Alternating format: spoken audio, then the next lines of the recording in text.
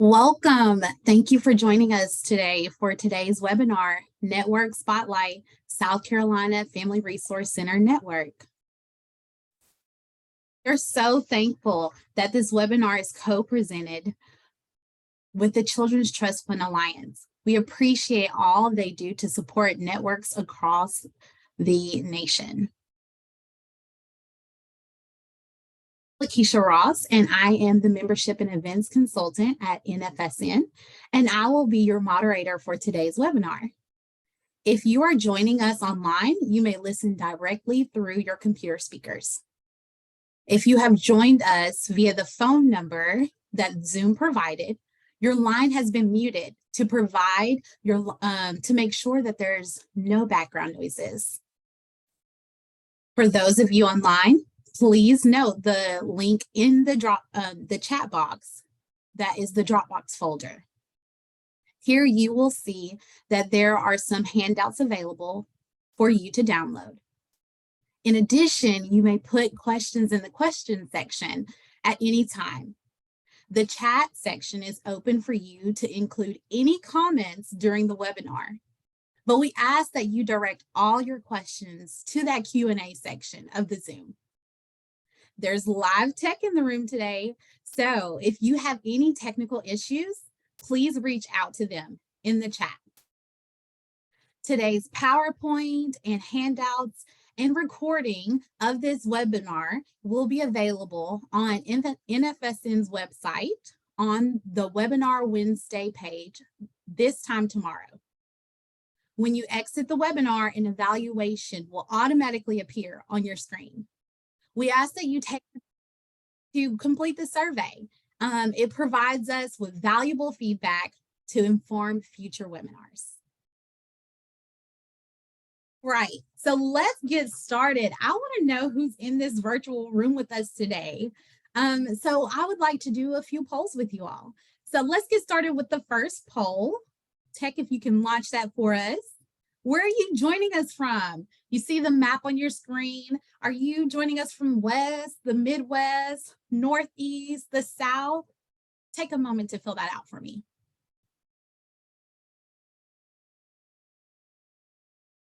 I'll give everybody a couple more seconds. Okay, let's shut it down. Let's see who's in the room. The South is heavily represented. Okay, let's go South. Close.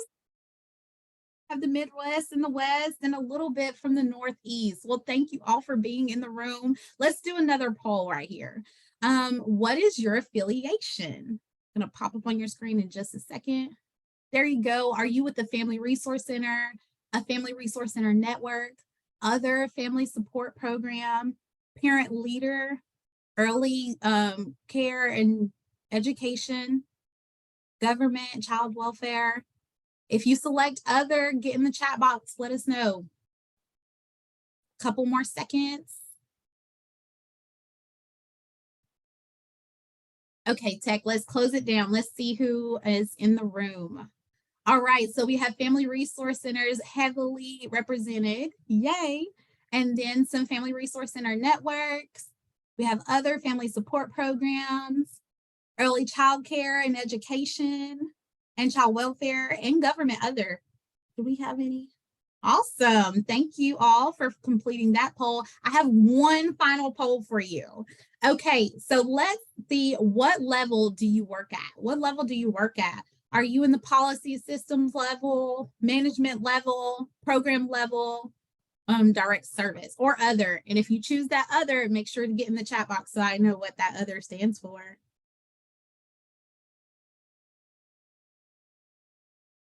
Give everybody a few more seconds.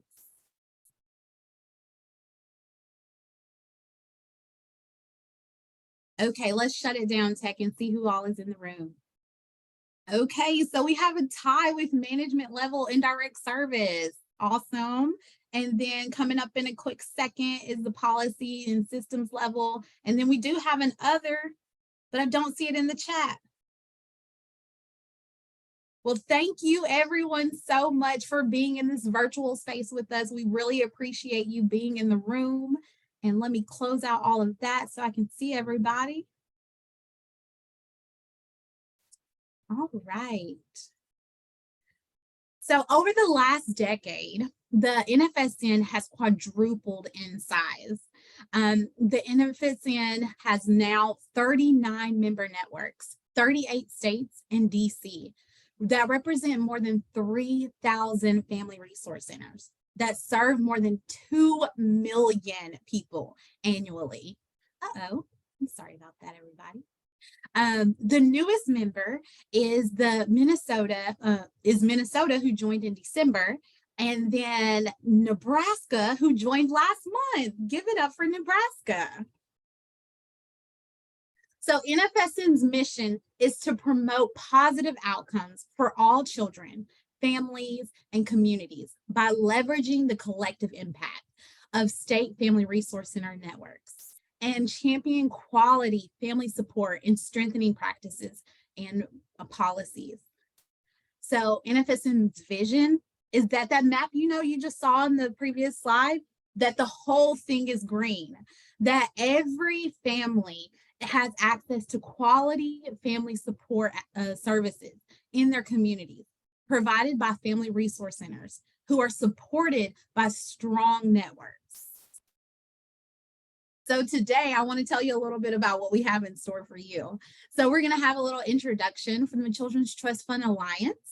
Then we'll go over an overview of Family Resource Center networks to make sure that everybody in the room knows just what a network is. Then we'll talk a little bit about South Carolina Family Resource Center networks. And they are the highlight for today. And they're going to introduce us to one of their members, the Upstate Family Resource Center. Then we'll wrap it up with some lessons learned by the network. And then we'll have a Q&A section so that you can ask your questions. And I will wrap it up with NFSN's resources and opportunities for you to get involved. And then we'll have an evaluation at the end. So no longer do you need to wait. I am so excited to introduce to you Ms. Teresa Raphael, the Executive Director of the Children's Trust Alliance, and she's going to share with us about the Children's Trust.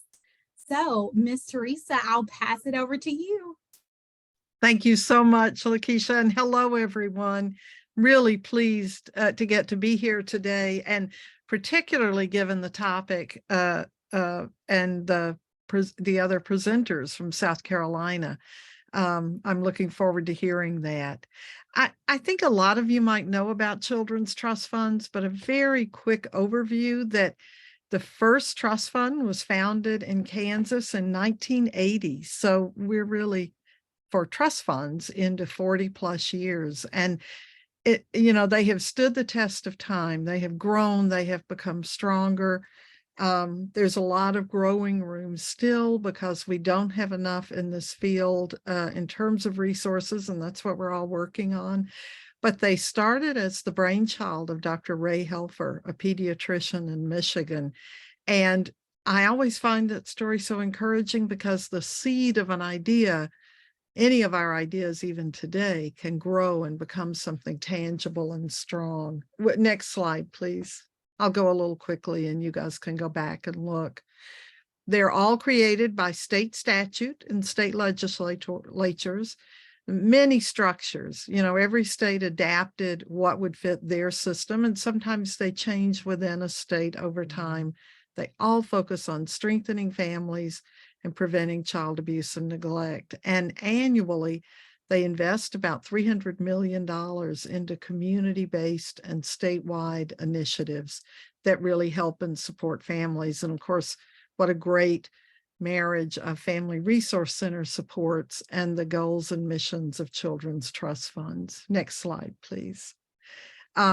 They provide leadership and expertise in their states. They bring together individuals, organizations, programs. Many have state conferences every year, educate policymakers during the spring. It's hard to meet with some of our members because they're talking to legislators often about what needs to happen to strengthen families and support them. And then partnering with parents is a really big part of our work at the Alliance and in the trust funds. Next slide, please. About 60% of our members of the trust funds are state CBCAP, community-based child abuse prevention lead agencies. About a quarter of them are the state Prevent Child Abuse America chapter, and all of them work to catalyze and support efforts at across the social ecology, individual, family, community, and societal. So they may want to work with you. You could go to the next slide. They may want to work with you to help inform policymakers about the importance of family resource centers, help advocate for funding, even though many of them can't advocate in that way because they're often state government or in other roles that don't allow that. But they can certainly help inform and educate and share information. They can also help support the development of trust funds in many cases. I'm sorry, of family resource centers in many cases.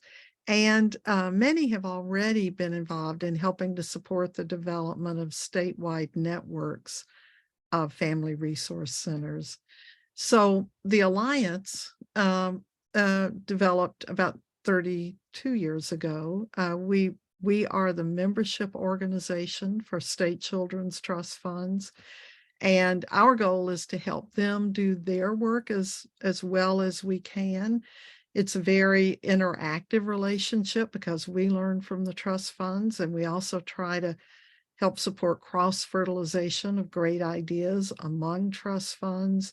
We engage. That last bullet point, I think, defines a lot of our work and the work of the trust funds, to look at services, laws, practices, and attitudes that support families by helping them to provide their children with safe, healthy, and nurturing childhoods. And so I think we all share that goal. But I think the main takeaway here is that if you're not already in touch with your children's trust fund in your state, it would be important to make that connection. I just put this in some information about the Alliance, which you could look at later maybe, but on the next slide, you'll see our the way to find information about the trust fund in your state. So give us a call, send a note to info@CTF Alliance. That comes directly to me if you need any help or information, and we'll do whatever we can to help support any of those linkages. We really appreciate and value all that you all are doing. Thank you, Lakeisha. Thank you so much, Teresa. Well, moving on to family resource centers. So thousands of family resource centers have emerged organically across the country, yet their existence is still largely under the radar as America's best kept secret. A family resource center is a community or a school-based welcoming hub of support, services, and opportunities designed to support families to be strong and successful. They may be community-based or school-based. A community-based one is like the picture that you see on your left from a family resource center in Vermont, or a school-based one like the one on your right in the photo, which is Kentucky. Now looking one level up, we talk about how family resource centers are connected. Not only have cities, counties, and states hit upon the value of FRCs, but they also hit upon the value of networking them together. Family resource center networks consist of 2 or more family resource centers. Ensure coordinated quality support for families. They serve as the backbone entity to leverage and coordinate and collective impact of their members. And networks differ from network to network. They may be an independent nonprofit coordinated by a public or private funder, or led by a FRC director who's serving in a volunteer capacity. So, data from national studies that the NFSN has worked with to Research Institute in Colorado on shows that the most common functions of family resource center networks is increased connectedness coordination, cooperation, and collaboration amongst members, provide training and technical assistance, work on advocacy, policy, and legislation, provide and maintain a shared data tracking system. So when we think about Family Resource Centers networks, there's two different lenses that we can see it from. The first lens is the stages of a network development. There's 3 different stages. We have the emerging stage, that kind of like birth to 3 years, when you're just getting started, determining who will be at the table and what you'll be focusing on. Then you go into that evolving stage. That's that 3 to 5 years. So this is when you're a little further developed.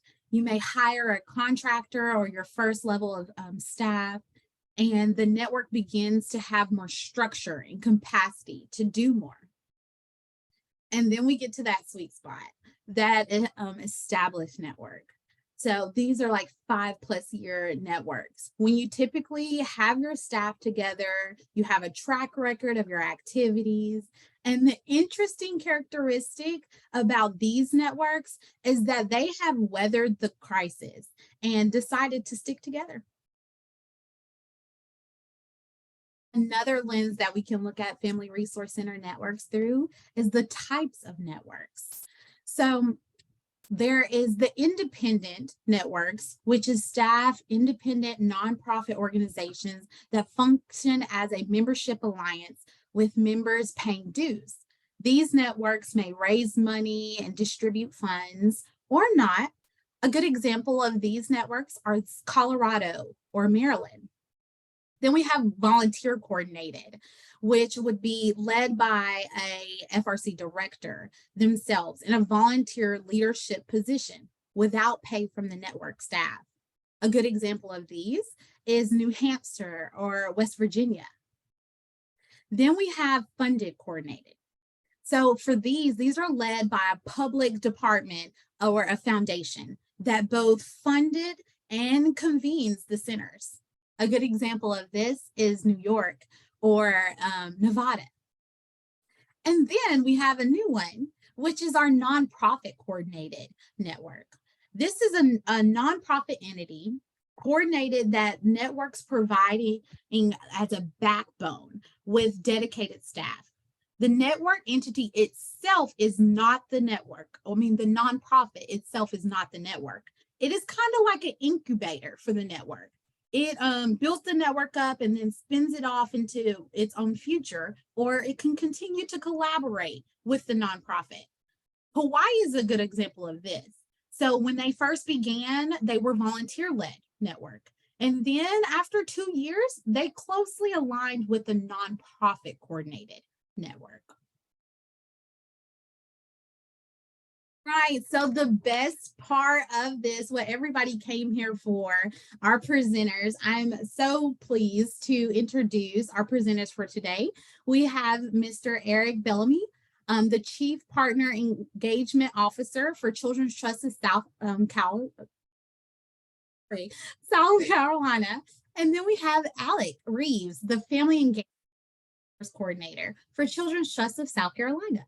And then after they share, then we'll have Ms. Kelly Easley, with the Executive Director of Upstate Family Resource Center, and Nora Carell with the PESOS Coordinator, who is from Upstate Family Resource Center.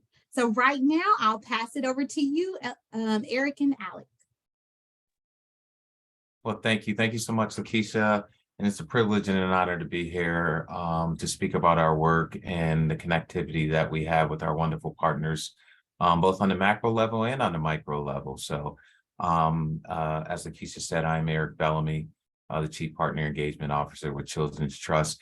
And thinking about it as kind of a segue of what Ms. Teresa was talking about, we are the trust fund in the state. We became a unified entity back in 2007.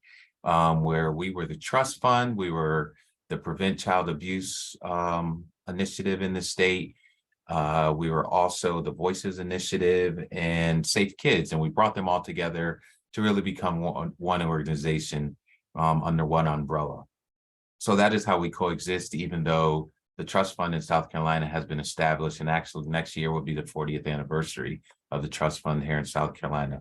So we exist essentially to be the state lead in South Carolina for child abuse and neglect prevention. We sit as an intermediary organization where we get funding in, we put it out the door, where we support partners on the local level to do great and incredible services, to be able to train them, to work with them, to fund them, to be able to support parents and be able to move a needle in that prevention space as best as possible. So partners are a valued space in what we do. With all that said, as we began our journey into thinking about family resource centers back in 2016, essentially we knew that to build upon our service array that we wanted to offer and connect families with, as we thought about home visiting, or we were already doing home visiting and positive parenting program, strengthening family program under our umbrella. We thought about how do we kind of really get deeper into communities? How do we really get into that space of connecting with partners in a better way? And family resource centers essentially became one of those must-do things for us in South Carolina. We knew that there was great work going on. We knew that we really, there was a need to support kind of the next level of galvanizing these partners. So in 2016, we really started to explore. In 2018, we did some research around what was the need, what was the feeling and need for really bringing together what support for family resource centers would look like in the state. And where we landed was we need to build a network. We really need to pull folks together, those that are already doing the work in the field, but then also what are the opportunities for being able to support folks to build family resource centers in their space. So as we moved along into 2020, everybody remembers or tries to forget a lot of 2020. But in 2020, we dedicated some resources to actually moving into the space of using our CDCAP funds to support a person or staff member to really move this work. So we went into it with the specific mindset of how we were going to, one, build a network of peers within the state that are doing FRC work. Two, how do we think about getting service provision and more services in the communities, through FRCs? And three, how are we going to support those that are looking to uplift a resource center in their community, whether it be in their county or in their region, whatever the case may be. And so those were our real objectives as we built our initiative around family support networks, or the Family Support Resource Network. So as I mentioned, we are committed to strengthening families and communities to prevent child abuse and neglect in South Carolina. So as we moved into having these conversations back in 2018, 2016, we used a lot of the data and data collection and surveys, and had a lot of conversations with those that were doing the work that were FRCs. But then we were also talking with the National Family Support Network to see about how do we go about this work? How do we think about really structuring the approach that we will need to move forward? So we recognize the value of FRCs in the state and how they strengthen families and the function, that space that they live in. So in August of 2020, the Children's Trust of South Carolina became the South Carolina affiliate for the national network with the NFSN.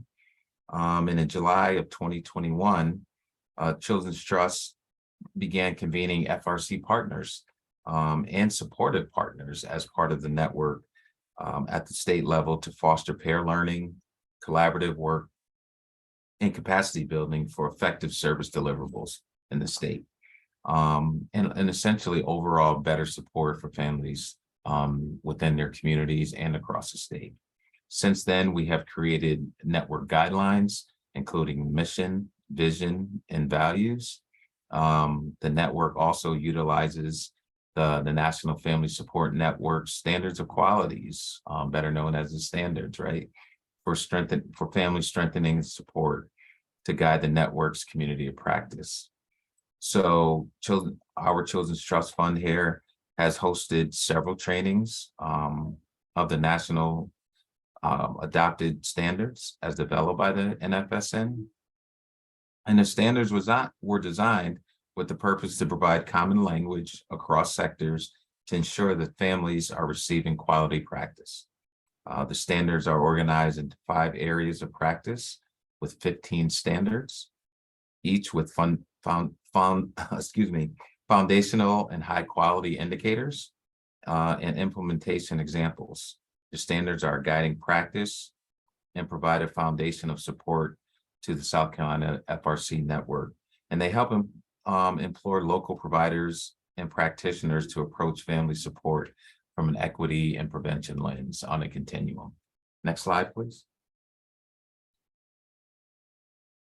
So as we think about our footprint, and we really want to grow our footprint here in South Carolina, and we want to fill this map. As I mentioned, we have several partners that have signed on to be a part of it through a formal MOU process.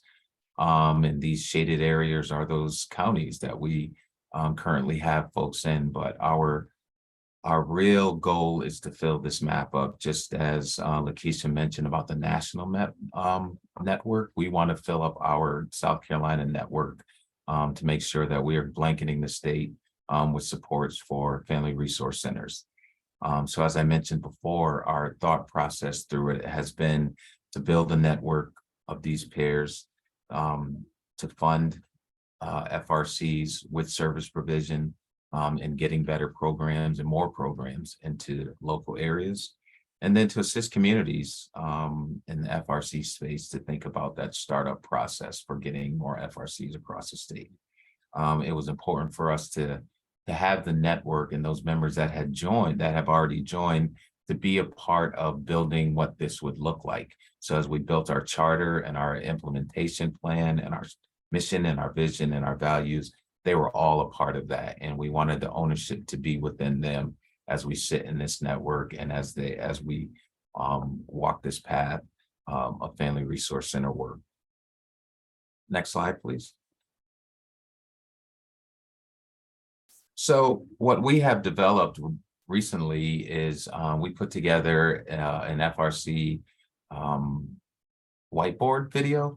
And with the purpose of it being that it gives us an opportunity to advocate for FRCs with legislators, with funders, with other stakeholders, to think about really learning about the importance of FRCs, how we are bringing together a network and how we are utilizing our supports, but then how are we also getting others to be on board to help us think about it. But not just from our level at Children's Trust, we wanted this to be something useful for our partners and those network members to be able to use. So we're going to play a short video for you, and I hope you like it. And I think we can get it to work here momentarily.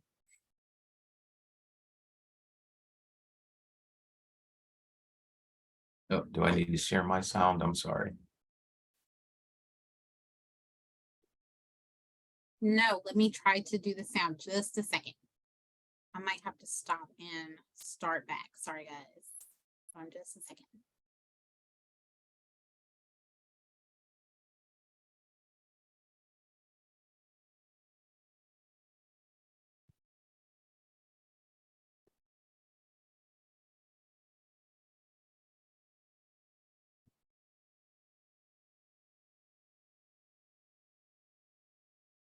Family resource centers are places where families can go to get the help they need. Each one is unique and works to support all families in their community.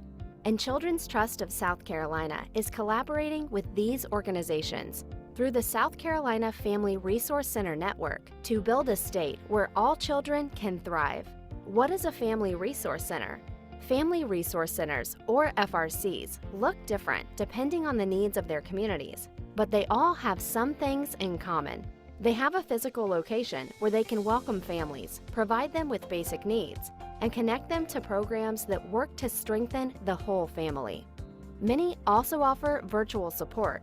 They're flexible with services and programs that meet the needs of their communities. They work to serve all members of their community. Many provide the direct services that families need most and help connect families with other services available in the community. So, what's the South Carolina Family Resource Center Network? The network provides family resource centers across South Carolina an opportunity to collaborate and share knowledge, bringing great ideas and practices back to their local communities. All of this adds up to better support for kids and their families. The network also connects FRCs to funding opportunities and prevention services like home visiting and parent education programs. By connecting individual FRCs with each other, the South Carolina Family Resource Center Network works together to do the most good for kids and their families. To learn more and get involved, visit scchildren.org.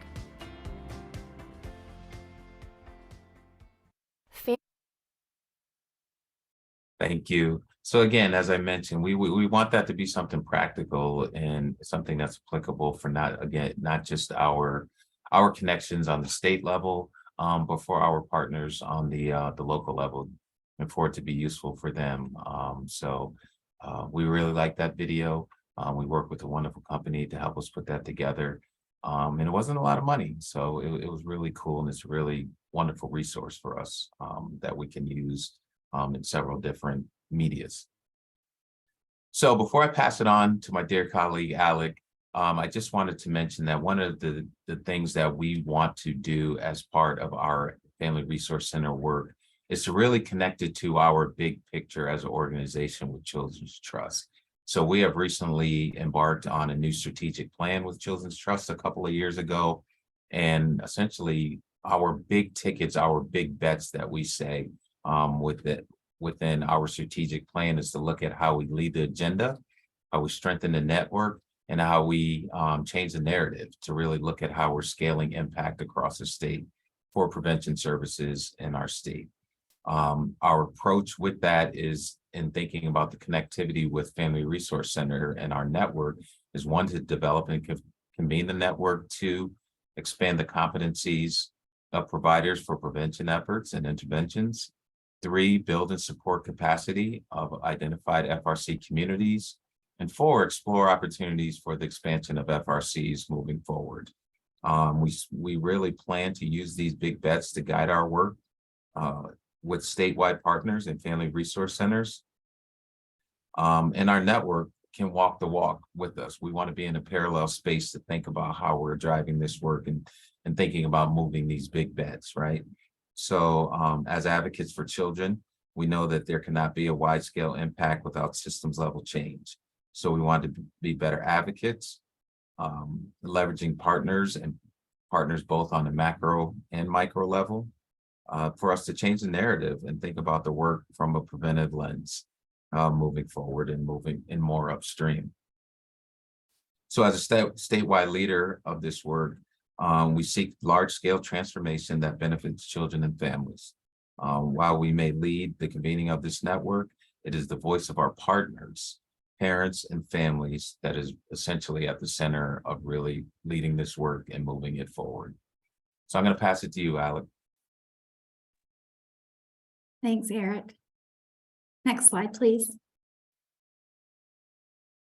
So one of our biggest resources that's really supporting this particular initiative of our South Carolina Family Resource Center Network is the Children's Bureau through CBCAP funding, so Community-Based Child Abuse Prevention, and also through the American Rescue Plan Act.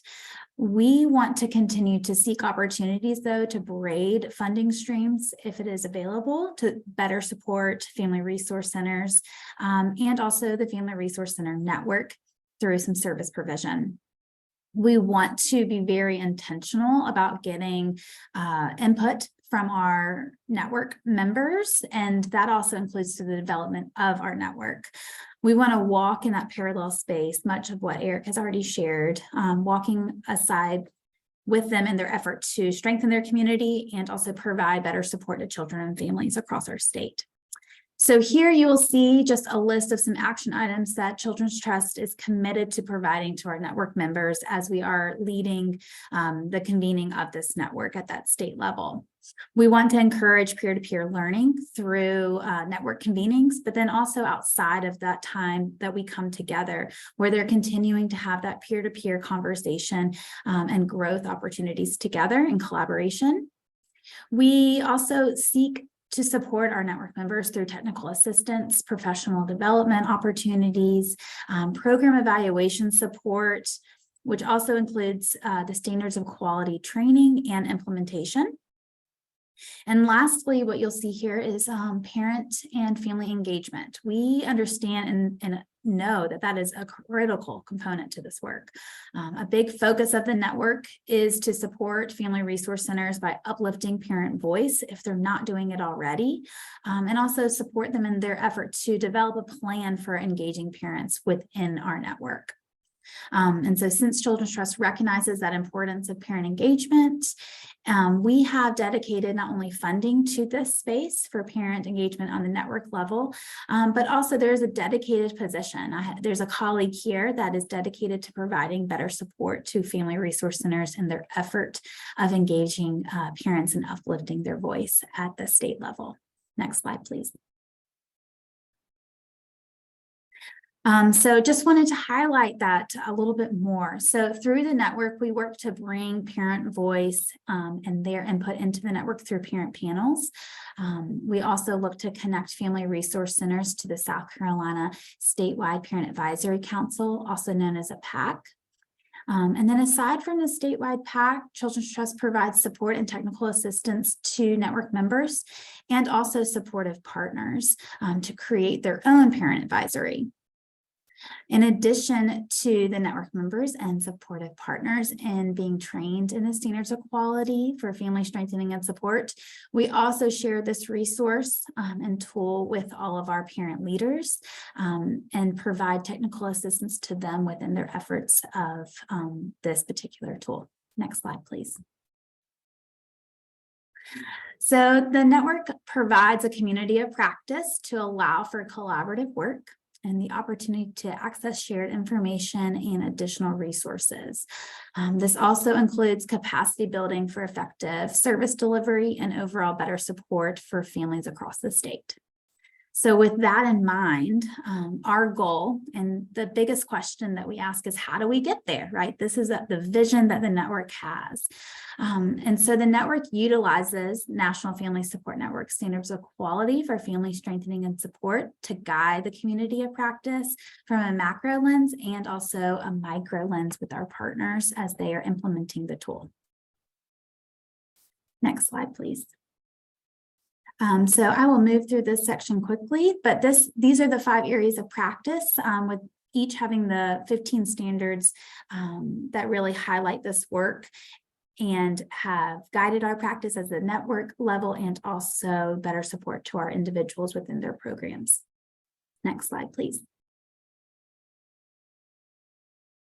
The standards, again, really guide both at the macro and micro level because it can be used across sectors. It supports planning and assessment and program delivery. It provides common language as we are working to collaborate and provide those better supports.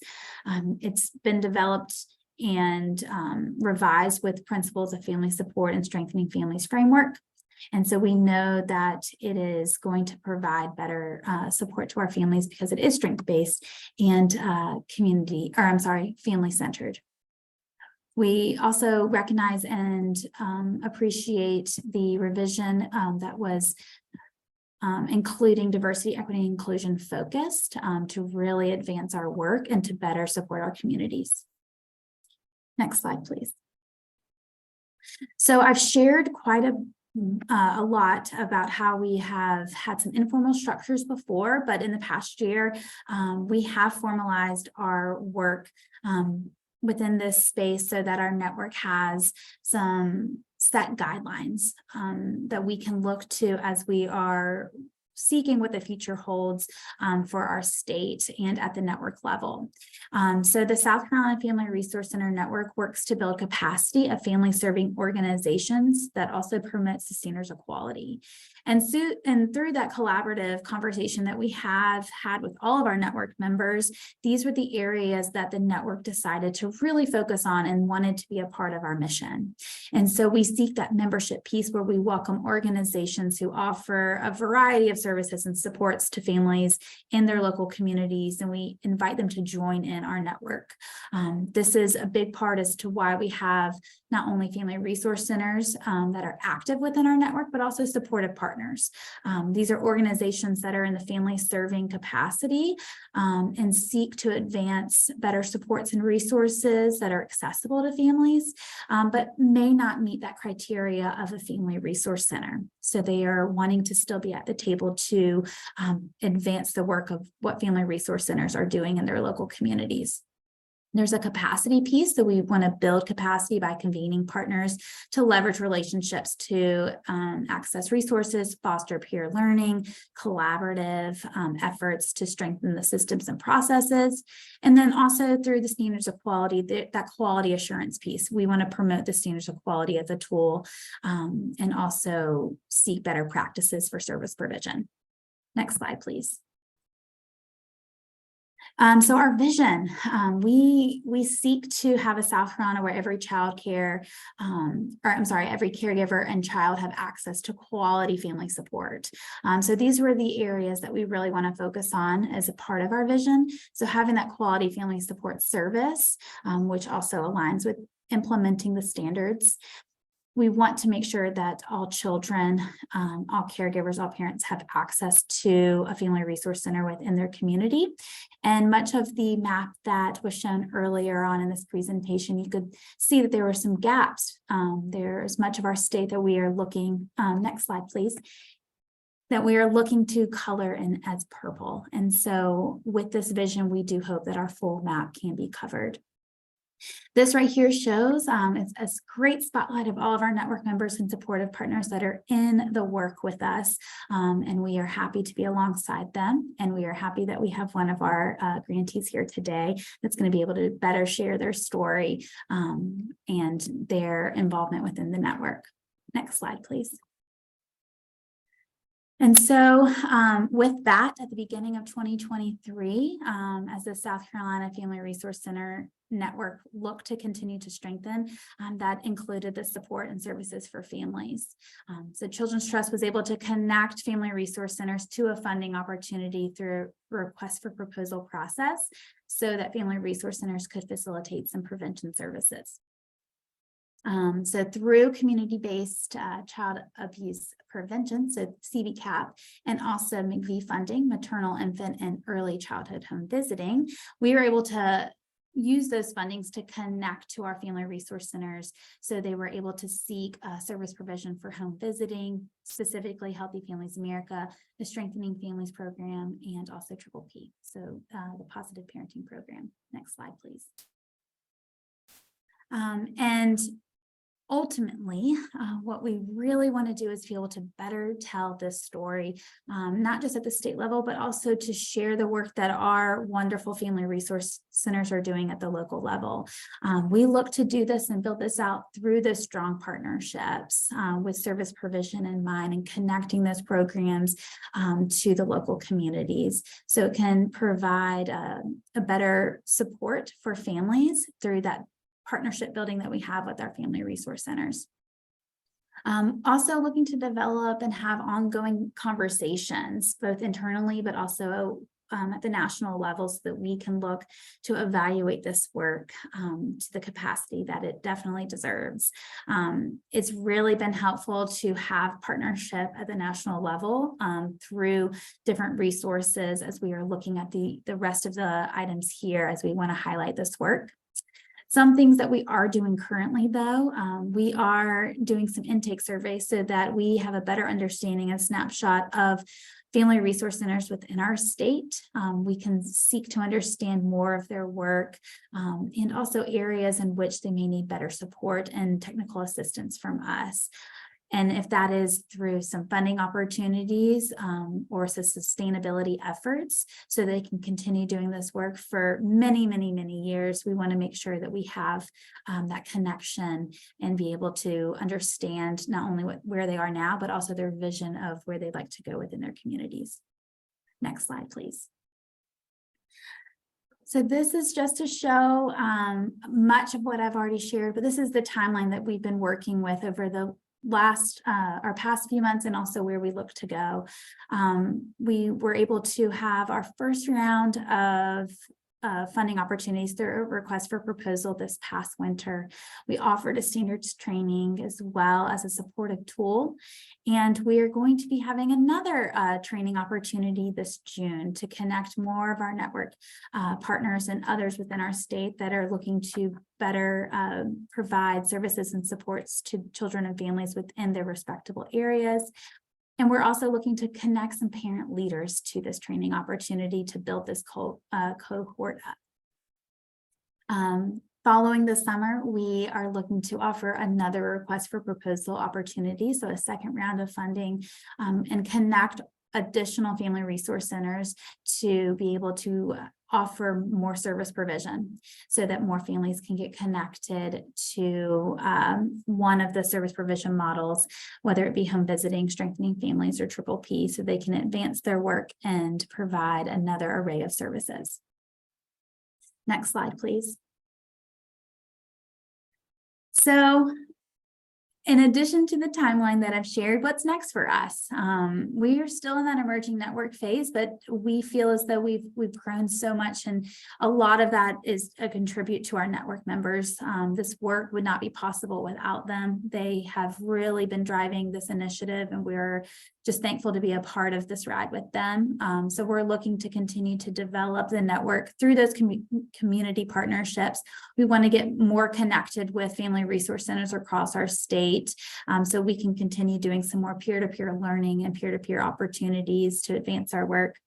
And then also connecting our family resource center network members to those funding opportunities, whether it be through the request for proposal that we're able to offer, but then outside of that, some sustainability efforts and practices as they are wanting to continue to connect with families, whether it be through service provision or concrete supports, or just bettering their services across what they have within their centers. All of that to say, please connect with us. We would love to hear the work that you are doing, offer support, but then also see what you are doing within your state or within your service area so that we can continue to collaborate within this space.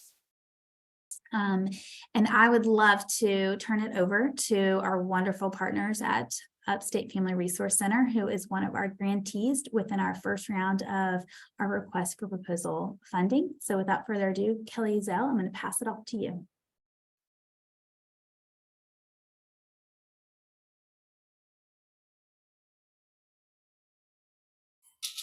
Kelly, you are muted. You're on mute, Cal. Thank you, Alec and Eric, both for recapping that and sharing about your passion. Every time I see that, there's something new that I grasp, and I just get more and more excited about the South Carolina Network. So thank you for the work that you've done. Well, greetings from Spartanburg, South Carolina. Specifically Boiling Springs, South Carolina. The Upstate Family Resource Center is located in northern Spartanburg County. That's our focus area. We do help across Spartanburg, but we like to focus in our area where our schools are and most of the families that we serve live. Next slide, please. I'd like to share with you briefly about the UFRC story, and I have a confession to make. Back in 2007, when we began this journey and we were sitting around trying to determine what are we going to call this place, we went through several different scenarios, but we knew we wanted to provide resources for families, and it just made sense to call ourselves a family resource center. And so had nothing to do with a great a great idea that we had. It just happened that way. We opened in 2007. We had a great model in the Middle Tiger Community Center, who I would say is Spartanburg County's first family resource center. We had a great model there, and their leadership came alongside us and our school district in Spartanburg County District 2 to write a grant to start another center following their model in northern Spartanburg County. We opened the doors in 2007, and our purpose, again, was to provide resources for families in Spartanburg County District 2. We began by serving adolescent parents. And again, that was through really no work of our own, but Middle Tiger Community Center had secured a 5-year federal research demonstration grant working with adolescent parents, and we were included in that, and we were so thankful for that work. It continues today. So we started off serving those adolescent parents and added adult education, GED prep, as well as English classes for speakers of other languages. We also started a ministry. We knew that churches were working with families or helping families, and we felt like we needed to have a collective effort. And again, this was something that we saw modeled at Middle Tiger, and we still have the ministry, and that's where we provide those concrete services for our families. In 2010, we began our first family strengthening program. It's called Family Solutions Program, developed by Dr. William Quinn from Clemson. And it's an evidence-based program, 10 families, 10 weeks, 2 hours a week. And we kicked that off in 2010, and we still do that program as well. We also started focusing more not on just providing crisis intervention services, financial crisis intervention services, but we started focusing more on financial stability. Let's get at the root cause. Let's work with the families to put them on the path to self-sufficiency. In 2007, I had a volunteer here, Nora, who you will meet shortly, who we had brought on as an AmeriCorps member. She was helping us to serve our families. And Nora planted a seed about the Pasos, South Carolina program. She wanted to start this in Spartanburg. And so we did our research, and we began Pasos with the help of the Mary Black Foundation. We got that started, and you'll hear a little bit more about that in just a moment. We started the Positive Parenting Program, several levels of that in Spartanburg County, and we happen to be one of the organizations that were included in that. And then we expanded our ministry services out to a little more north in Spartanburg County District 1.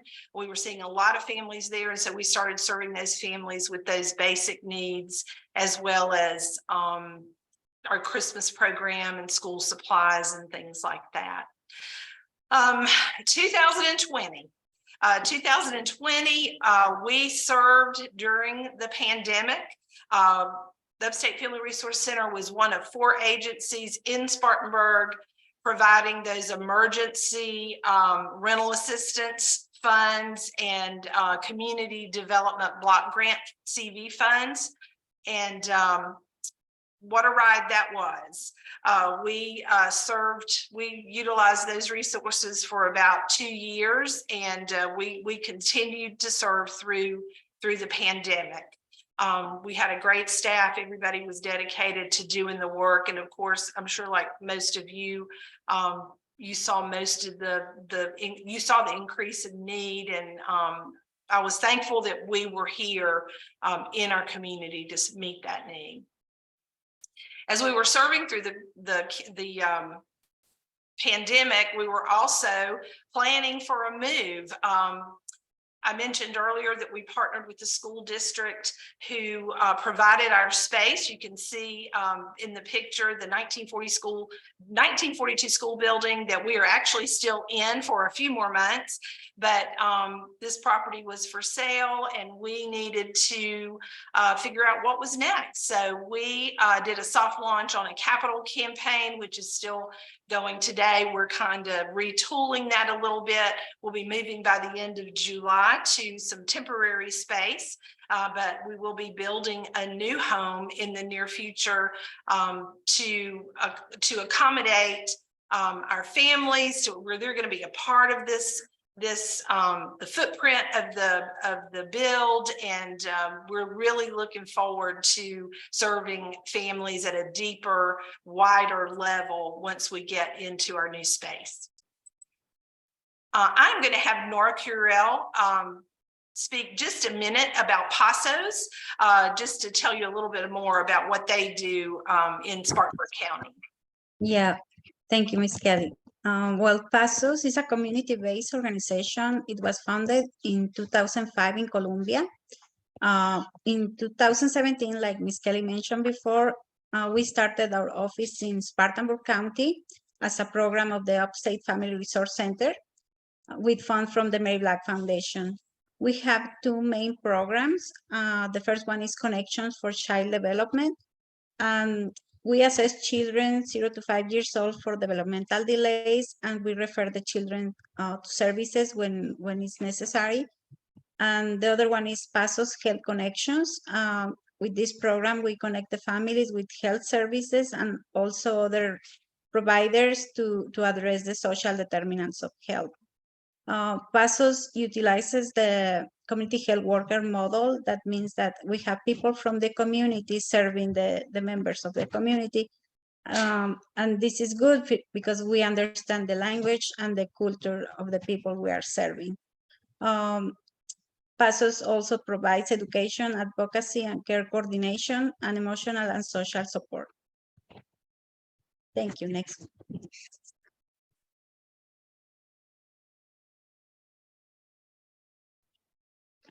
Okay, fine.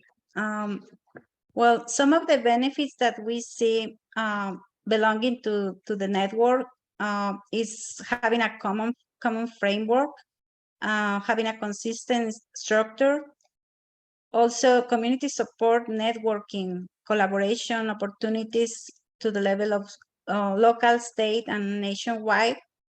Also, all the opportunities we have for training and professional development, and also accountability, because we know that when we accomplish this, we will be giving services of high quality. We also are going to gain visibility and credibility in our community. And some other benefits are like we were introduced to family strengthening programming, like the Circle of Parents, Family Strengthening. And we also have access to funding opportunities for evidence-based programs. Next slide, please. And so in the last funding cycle, we were granted funds to begin the Family Strengthening Program in our community. And we recently, and if you don't know, this program is designed to help families develop positive discipline practices to stay resilient in tough times, reduce conflict, improve parenting skills, and assist children with social skills, relationship, and school performance. All important disciplines and practices to keep families strong. And so recently we kicked off in March the first cycle of Strengthening Families, and it was a huge success. Our families love the program. Liv Hayes, who is on the call today, I want to give kudos to Liv because she did a wonderful job of orchestrating and pulling this together. And our families were so happy to have participated in this programming. Next slide, please. The 5 protective factors parental resilience, knowledge of parenting and development, social connection, social and emotional competence of children, and concrete support in time of need. These protective factors we have utilized since we started in our Adolescent Family Life program. They are so important to families, and a part of the Strengthening Families programming is building these protective factors within families. They are so important to the livelihood of children and to the strength of families. And Strengthening Families is a great example of how to build those protective factors. Next slide. You can't do anything without partners. I think you would all agree. And this is just a snapshot of some of the partners that we have. I'm sure I've left someone out, but I just want to make it clear that we do not do this on our own. This is the work of our community, and introducing these partners to the standards of quality will strengthen our community and help us to serve our families more cohesively and more efficiently.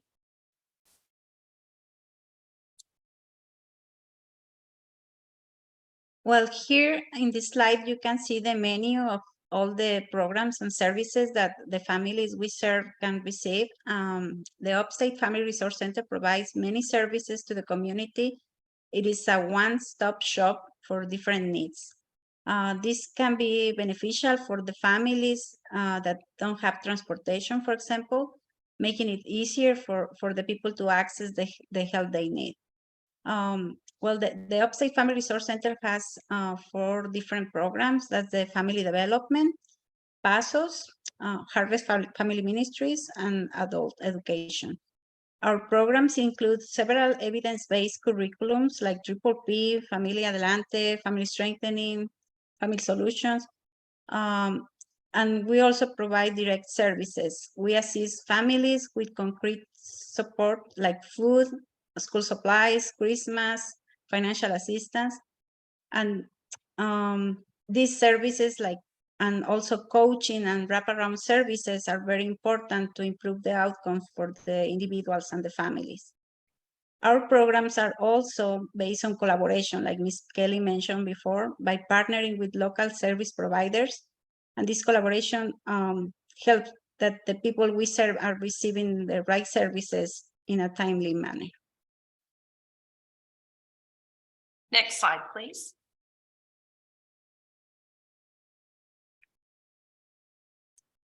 We were talking, or Eric was talking earlier about the standards and the focus areas, family-centeredness, family strengthening, diversity, equity, inclusion, community strengthening, and evaluation. The standards are broken up into these 5 areas, and I can't tell you as a director of an organization who started more or less in the grassroots form, and over the last 16 years, you know, we have grown, and we've delivered services. We have delivered services, but it's been sometimes having things the same across all programming has been difficult. And so having the national standards, we have created a standard operating procedure that we are still working on. It's a work in progress, but we are developing that operating procedure that is being applied across all programming, so that there is consistency in every area, from administration to our volunteers, and certainly in our programming. And so it was so beneficial to look at our practices through these high quality lenses. We needed additional structure. timelines, annual trainings, additional policies. We needed consistency. So as I said, we're using an operating procedure, a standard operating procedure with these standards laid across them. And it's going to make, and eventually, well, it is already making us a stronger organization so that we can serve our families more efficiently and effectively. And also, what I love about these standards is that it applies to our families too. We can teach families, about advocacy. We can train them in the standards. We can teach them, those leaders, how to help us facilitate. And so it increases our capacity to strengthen families at the root level. So it's very exciting. We are also weaving continuous improvement practices throughout the operating procedure. And of course, there's an evaluation piece that is really going to help us up our game there. So I can't say enough about the national NSFS, I always say that wrong, NSFS, and what they've done to share these standards, to help states create these networks, and then ultimately help us help our children at a deeper level and strengthen the family unit across our country. So thank you.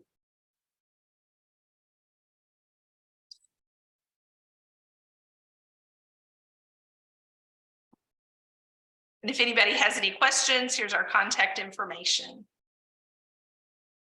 Thank you so much, Kelly. So I'm going to pass it back to Alec. I will pull up our lessons learned, Alec, so you and Eric can share a little bit about this process with everyone. Thank you to our partners at Upstate, and thank you also, Lakeisha, for turning it back to this slide. So yeah, we definitely wanted to highlight some lessons learned. It's always great to look at where you've been and how you can take this work and advance it to the future, right? And so a lot of what we've been able to learn over our time of convening at our state-wide network level, we recognize that this work is very collaborative, especially when we have across programs wanting to connect our family resource centers to service provision. But we also recognize that there needs to be a team that supports the convening at the statewide level. And so Children's Trust, through some CBCAP funding, was able to dedicate staff to this particular initiative where we can convene and work with our partners and also connect with more family resource centers across our state to really, seek that footprint and go back to the map that was shared earlier on of wanting to connect with family resource centers and other service counties that we're not currently connected with. We also recognize that capacity building space and to better serve our community is through connecting to some funding opportunities. And so again, that collaborative work internally of working with other program leads that are specific to parent education programs and then also home visiting. We want to utilize what we have internally and resources that we have at our fingertips and connect family resource centers to a program that best speaks to what their community needs are. They know their communities best, they know their families best. And so if we are able to share the resources that we have and they are able to select what direction they look to go in as they want to expand their service provision and get that back out into the community. Our network has been founded on utilizing and implementing the standards. And so while we recognize that at the network level, in collaboration with our partners who work to build out our mission and vision and guidelines for our network, with that, we also want to support all of our network members as they're getting trained in the standards. And with that, Children's Trust recognize that that training is something that we want to be ongoing and very much accessible to members of our state. And so We have dedicated staff to become train the trainers, and so we are able to offer that training to our network at no cost. But that is also, again, with the help of CDCAP funds that allows us to do so. So we want to be able to offer that training and also ongoing technical assistance as they're looking to implement the program assessment tool, as they're looking to check in with parents as they're completing surveys, as they're wanting to advance their parent engagement work. We want to be in the mix with them as they are in the field. And lastly here, that parent and lived experience voice. This is essential to the work, but it's essential to also just the programmatic aspect. We want this to be at the state level, and we also seek this to be at the local level. And so while we have someone here dedicated on staff to really drive this initiative through the statewide Parent Advisory Council, we also want to support our family resource centers that are wanting to better connect with their families, wanting to better serve their parents by listening to what the parents seek. How can they better their programs? How can they better serve their community? And how can families be uplifted in being parents and also being within their communities? I would like, though, to turn it over to Eric for any additional comments that he'd like to add. Yeah, thank you, Alec. The only two ads that I would have in this space around lessons learned are one, make sure you think about as you build your networks out or you're working with your network partner, that the ownership is within those partners that are in the network. We at Children's Trust, we sit as a convener and a conduit in that space. But we really wanted the ownership to be with those partners that join the network, and they guide the work of how we really want to move a needle in South Carolina around being able to be better connected with families on the local level. But then also, how do they want to bounce things off of each other? How do they want to learn from each other? How do they want to be able to learn about practices and opportunities to connect and collaborate as well? So let the ownership live within those partners that are members within your network. My second lesson learned that I would add at the end of this here would be really think about your network being real eclectic and inclusive. Don't just limit it to FRCs per se. We really wanted to think about our network being those FRC partners who were doing the great work, who were working with their families and children in their community. But when we, as Alec talked before, we have supportive partners at the table, those that are really interested in knowing about what's going on with FRCs in the state, but how can they support those efforts as well? So those are folks that are also in the space of helping us think about how we are giving better TA and supporting our FRCs in the field. What are the opportunities for them to connect to other folks within the state to be able to support families? How are we thinking about it from a systemic approach of being able to support families and children, and not just within a window of a specific model or program? How are we bringing all of our tools in the tool belt in a holistic approach to being able to support FRCs in the best way possible? But other than that, I think Alec did a really good job of summarizing our lessons learned, and we open it up, I think, to any questions.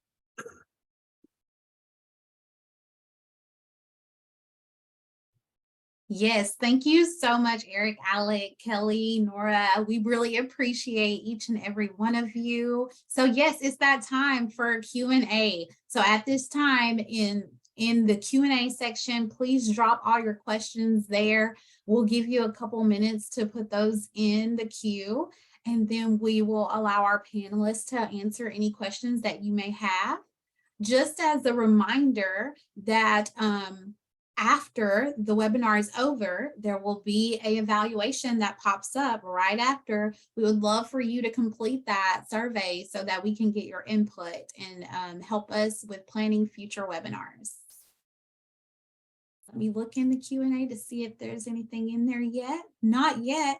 Well, let's give everybody a chance to put stuff in the Q&A box, and I will move forward and tell you about some stuff that we have going on with NFSN. All right, so just to give you a little insight of what we have going on with our webinar Wednesdays, we have an upcoming webinar Wednesday on June the 7th from 2:30 to 3:45 Eastern Standard Time. It's the Uncovering America's Best Kept Secret of Family Resource Centers and Family Resource Center Networks.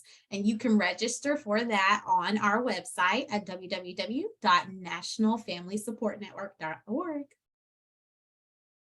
And then we have our standard certification trainings. You've heard all about it today with our partnerships with the South Carolina Network. They shared a whole bunch about all of our trainings. So the NFSN puts on these trainings on the 4th Thursday and Friday of each month. So the next upcoming training is May 24th and 25th.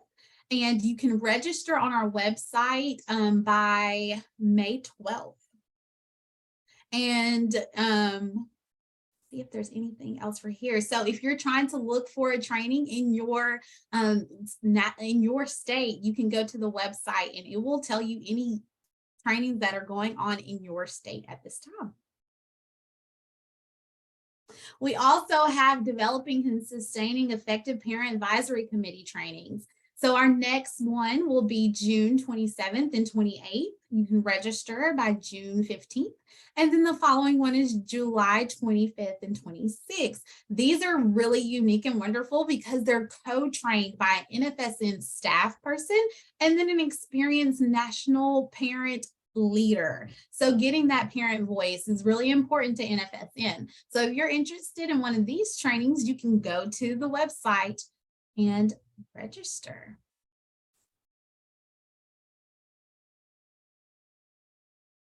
All right, one big thing that's coming up at the end of the month on May 31st, we'll have our national briefing. So we would love you all to join us as you get to see a virtual tour and maybe visit other family resource centers throughout the nation. And then also hear about what your legislation has going on and some stuff that are going on in your neck of the woods.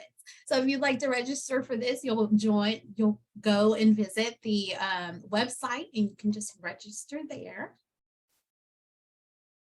So other NFSN resources. So we have FRC overviews, research reports, sample RFPs, evaluation plans, videos, and information about data management systems. We also provide member network spotlights like the one you see on the screen right there of Alabama.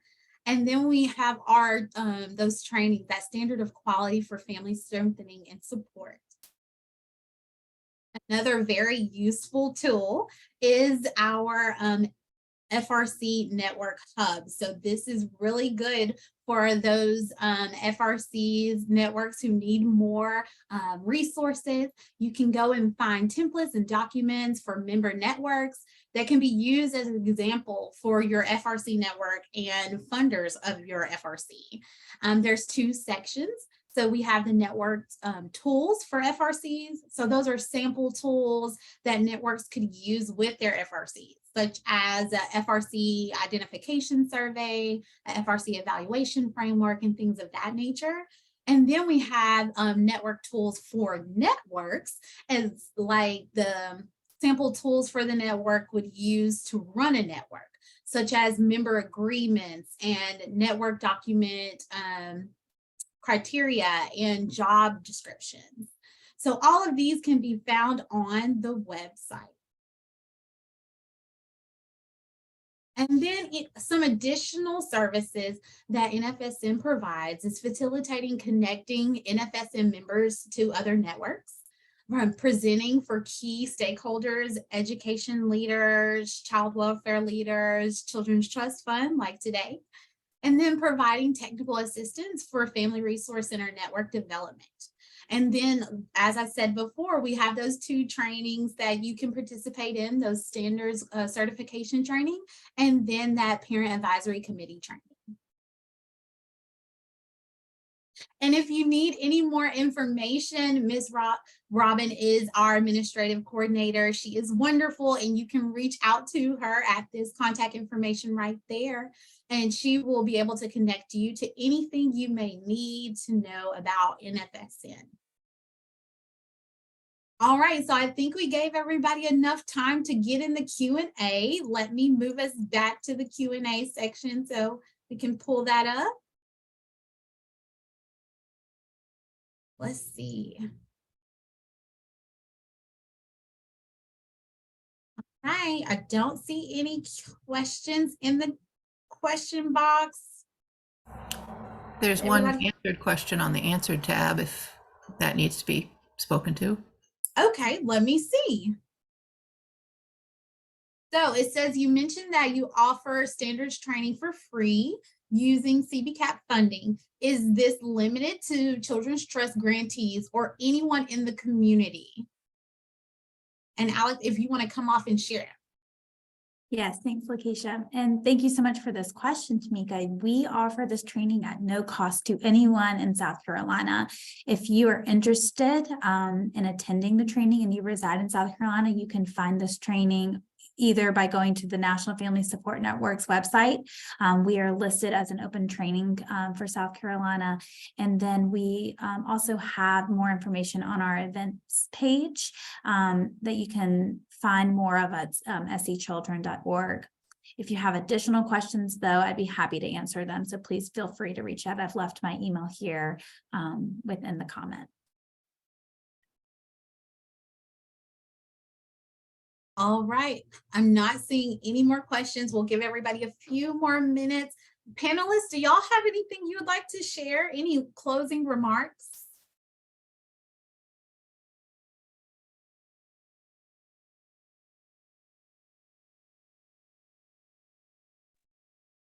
My only closing remark is it's wonderful to see the work that's going on and how this work is growing throughout the country, not just here in South Carolina.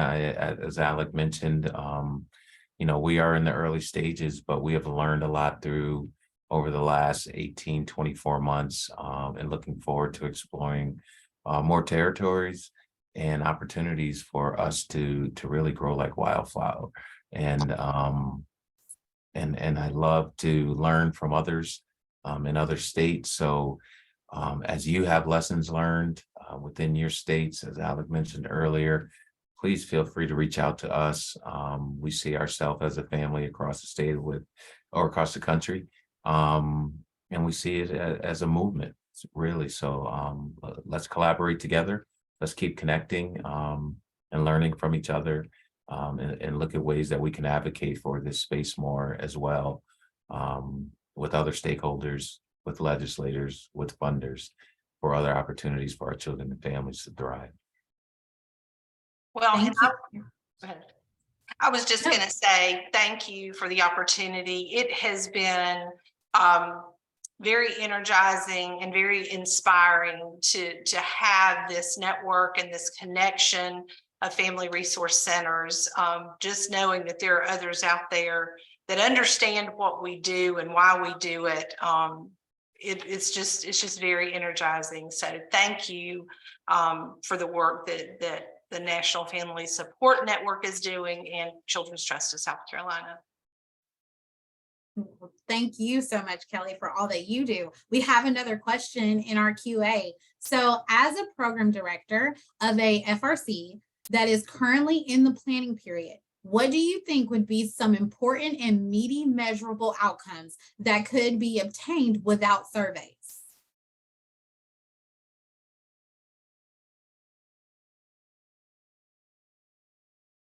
What was the very last part of that question, Lakeisha? Without surveys. So Without if you're surveys, not doing gotcha. surveys, what's another good meaty measurable outcome that you can do? Capture. Yeah, I can punt to Kelly and Alec on this one. I mean, we kind of look at it from, I think the question came from a director from an FRC, but I know from the state level. Alec, do you want to talk about some of our outcomes that we're looking at? Yes, I'd be happy to. I will say that we are utilizing surveys though to really collect a lot of our information. The only thing that I could maybe bring to this conversation to provide some support outside of surveys is just really have intentional conversations. We love to connect with all of our members, but then also seeking opportunities with supportive partners to understand just programmatic impact that they have within their reach, and then accessing and utilizing our family resource centers to see if this is a part of their work. But I would love to see if Kelly has anything additional. As I mentioned, we really utilize surveys to understand more of what this looks like for us from the outcomes perspective. And Alec, that was where, my mind always goes to that feedback from our families, from our partners, from our community at large. But you mentioned conversations and, data. I mean, what data is out there that can drive what your focus areas are going to be, what your, why are you needed in that community? And I know there's reason, there's purpose, but what are they? Is it early childhood? Is it, elementary school families? Is it adolescent moms? What, and so data, gathering data from partners, schools, hospital systems, just to kind of inform your program and your direction and prioritize what the need is.